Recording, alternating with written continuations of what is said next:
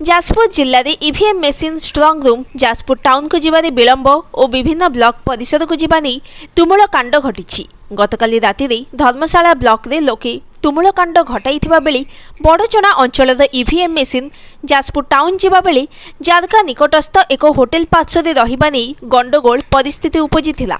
EVM बोझेई गाड़ी गुड़िक जारका निकटस्थ एक hotel पाखरे रहिथिबा खबर पाई बड़चना निर्वाचन मंडलीर बीजेपी प्रार्थी तांको किछि समर्थकों सहित विलंबित राति सेठारे पहुंची केउ उद्देश्य रे एठारे ईवीएम बोझेई गाड़ी रखा जाइछि बोली कर्मचारी माननकु पचारिथिले। तेबे कर्मचारी माने कोनोसी संतोषजनक उत्तर न देबारु से निज समर्थकों सहित गाड़ी गुड़िक अटक रखिथिले। फल सेठारे उत्तेजना देखा देइथिला।